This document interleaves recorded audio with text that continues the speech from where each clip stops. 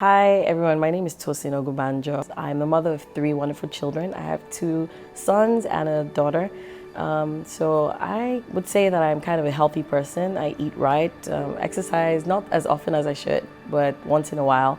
I love cooking, I love music, and I would like to say that I'm a happy, friendly person. It all started when I started to feel these lumps under my armpit, and I thought that there was nothing to it because it seemed like there were boils, the regular type of boils that we'd get normally. But what I found out that these boils were taking so long to heal. And so I mentioned it to my husband and he said we should get it checked out. I kind of felt he was overreacting because they're just boils.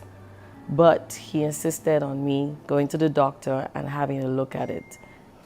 So we went to the hospital just to look into the boils, and what they did is they, did a surgery, took out some of the boils, which they called it lymph nodes, and that they were a sign that my body was fighting something.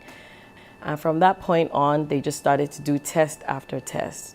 The first test came back and said that the lymph nodes were actually cancerous, and that they would need to, begin treatment.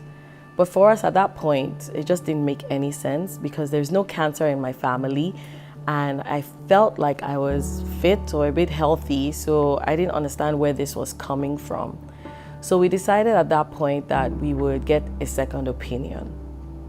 So we went out and got a second opinion, and the first thing they did was also do a surgery, and they took out the lymph nodes and then also the primary node. And then from there they ran their own test, and it was the most ridiculous thing I'd ever heard. They told me that not only was it cancer, but it was triple negative. That is a very, very aggressive kind of cancer. And their recommendation was chemotherapy immediately, followed by radiotherapy. From that point, things began to move very fast. As soon as they told us that we had to do chemo, I just thought that it was over for me. Like I just saw my life crashing before me.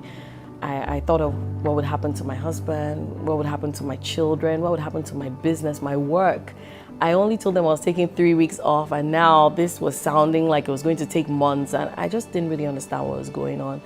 I really felt like God had forgotten me because I felt like I'd served God all my life and couldn't understand why this was happening to me. And so I actually didn't want to do the treatment, to be honest. My husband had to kind of talk me into it because I just thought that God, chemo, like people that I see that take chemo, their hair falls off, they lose a lot of weight and they could even die from the treatment. So I wasn't really looking forward to the chemo, but my husband just said to me that, we have to fight this thing. Let's fight this thing. And so we said, okay, let's start with the chemotherapy. I remember my very first chemotherapy treatment. We would sit in these rooms where it was open, like there were 20, 30 other people getting the infusion at the same time. And we would all just sit there for 2 to 3 hours, lying down in these chairs and receiving the infusion. And another thing that amazed me was I actually didn't think of how the infusion would get into my body. I thought maybe I assumed that they would give me some kind of medication or something. But before the chemotherapy started, I actually found out that I had to get an incision in my chest and actually have them insert, something that would get the medication to go through my system. So every single time that I would go for chemo, they would have to prick through my skin again to get to get the medicine to flow through my system. And that was difficult. That was tough. That was really, really hard. And like I said, the chemo sessions would last about 3 hours. I would lie in the chair and I would cry. Most of the session, my very first session was tough because my mom came with me and I could actually hear my daughter. She was outside and she was crying, "Where's my mom?" And I knew my mom was trying to calm her down, even though she was also scared. Like this is something that we had never experienced. And, we just sat there and I wrote in my book because I listened to another lady's testimony that during that journey, she had a journal and she would just write things like, "God, you promised me that by your stripes I am healed. And you said that I will live and not die." So I had this book and I wrote promises of God and I listened to messages and I just tried to get myself infused into, shut down all that was happening besides or around me and just dive into what was going on. So yes, I did that for 4 months. Every 2 weeks, I would do the chemotherapy session. And after the first session, I lost all my hair, as in I was bald. Okay, so I guess I didn't really understand the way the whole process works, because I assumed that when you do chemo, you actually shave your own head. I don't know why I thought that. But after the first treatment, I would just put my hand through my hair and chunks of my hair would fall out. And at some point I put it back, like I was like, no, I can't lose my hair. I tried to preserve it, but I actually found out that Tosin, this hair is gone. And so one day, while my mom was still downstairs, I went upstairs, I found a clipper, and I just shaved my head, and I wore a lot of makeup, and I took a picture and I posted it to the family, and I just shared with them. I was like, oh, I sent it to my dad. I was like, see my head like my father's head. I don't think he found it funny, but basically, I just tried to make the best out of the situation, because it was really, really tough. I would fall sick from just the treatment. And what I found out that my body was really, really finding it tough to deal with the chemo. So it would take about 3 days for me to get strength to be able to, fight off how the medication was making me feel. And after 3 days, I would receive strength again. And one very amazing thing that my family would do, my husband actually brought this up, was that we would take Holy Communion every single time before we went on to do the chemotherapy. And so, but one day it was really tough. Like, we did the chemo, and I remember just calling my husband and crying one night. I mean, the time was ridiculous. I don't even know what time it was, because the time difference, he was in another time zone. But I was just crying because I was like, my fingernails are black. My skin is not even the regular color it should be. Like, my hair has fallen out. I can't eat. I've lost half my weight. I just was crying to him, like, I'm constipated. I can't take this anymore. Like, what's going on? Has God forgotten me? And I can never ever forget what my husband said. So he was just like, Tosin, calm down. I just relax. God is in control. He's not forgotten you.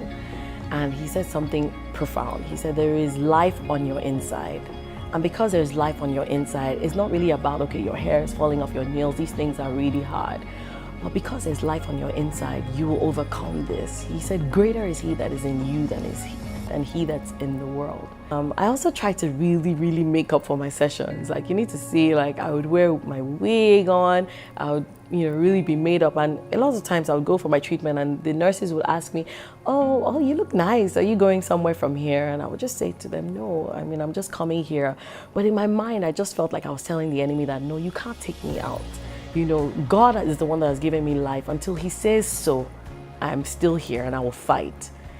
So we did that for, like I said, 4 months, and I was done with chemo. And the last day of chemotherapy, I remember this so well. So they would do this thing where on your last day, you read a book and then you ring the bell. It's been said, every time the bell rings, an angel gets his wings. You should say, every time someone finishes chemo, the bell rings and an angel gets his wings. Ring this bell as a symbol of an ending and a new beginning. Ring this bell for yourself. And everyone that's walked the walk before you, ring this bell in joy and receive your wings, for you're an angel on earth. I ring this bell to thank God for helping me through this. Thank all of you.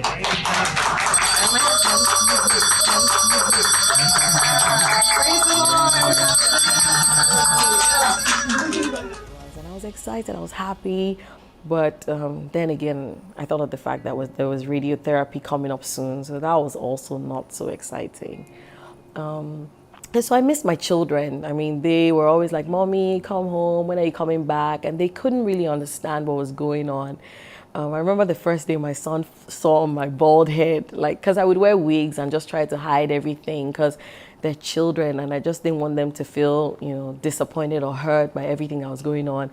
And he was like, Mommy, no, why did you cut your hair? And he always wanted to start crying. And I was like, no, don't worry, that, Mommy's fine. It's just a temporary thing, and it's going to grow back. It's just hair. And yeah, my husband was so supportive through this time. I mean, for me, I kept feeling like, oh my gosh, I'm so ugly now. Because I mean, I lost hair everywhere. I lost my eyebrows, I lost hair on my head. So I would actually have to draw my brow one by one to go out. I can never forget the one day where I went to this store and there was a lady staring at me, like she was just looking so intimately in my face. And I was just like, what's going on? And she was like, oh, your brows, how do you get them to stand up like that? And I just laughed. I'm like, oh, I actually don't have brows. I drew them one by one, and it was really tough. The good thing is that I had a church that, was just so supportive. They were in Houston, where I was, and I would be able to go have rehearsals with them, hang out with them. Outside of my pastor and maybe a handful of the leaders, a lot of the people, the congregation, my choir members had no idea what was going on. And I just didn't want a pity party. I didn't want people saying, oh, Tosin, be careful, oh, don't go there. And I just didn't need all of that. Like I wanted this testimony to just be all about God. I didn't want anyone to share the glory. I just wanted it to be all about God. So I would still go for choir practice. In my mind, I wonder if they just thought, this lady's free. Like, she just seems a lot available because I would sing, I would do special songs. I remember one day where I stood on the stage and I sang, you made a way, I'm standing here only because you made a way. That time, I think I'd only done about 2 chemo sessions, but I just kept my eyes on the end. I was like, God, I know you're going to bring me out. God, I know you're going to bring me through. I know that I'm going to testify that cancer did not have the final say. And it was pretty amazing. And so after this, then I had to do radiotherapy. So let me talk a bit about the radiotherapy. Compared to chemo, I'd say that radiotherapy was easier. It was short, so it wasn't like a long drawn out thing, and it was private. So I would go in, I would lie down under the machines, and for about 15 minutes, the machine would just, go around me. And I remember lying on that table, all I would do was just speak in tongues. I would just be praying and just speaking in tongues and calling God. I'm like, God, I have no idea what these people are doing or if it's working, but I just trust you. So every day of the week for 6 weeks. And this one time they called me and said that they had to cancel the appointment. And I was very disappointed because I was like, no, you guys, you can't cancel the appointment. It has to be every day. It's 6 weeks. I was so afraid of the fact that if I missed this appointment, I didn't know what that was going to mean or if that was going to affect the whole treatment. And, after I was done, I was just like, God, these people that I put my trust in, even they cancel appointments. So it just kind of took my mind back like, wow, I'm serving a God that doesn't cancel appointments. He's always there. He's there 24/7. He's there with me when I was crying. He was there with me when I'm going to testify. And so it was pretty profound. And I remember during my chemotherapy session, there was something that happened, something amazing that happened. When I was crying to God and just trying to understand why this was happening to me, what I did wrong, and how I was going to come through this, I felt the Lord leading me to the story of Naaman. And I found similarities in the story between Naaman and myself. Naaman also wanted a quick type of healing. He just wanted the prophet to raise his hand and for there to just be fast healing. That's what I wanted because I didn't want to go through chemotherapy. But then when he was told to go to the river and wash, a dirty river for that matter, he wasn't really having it. He didn't want that approach.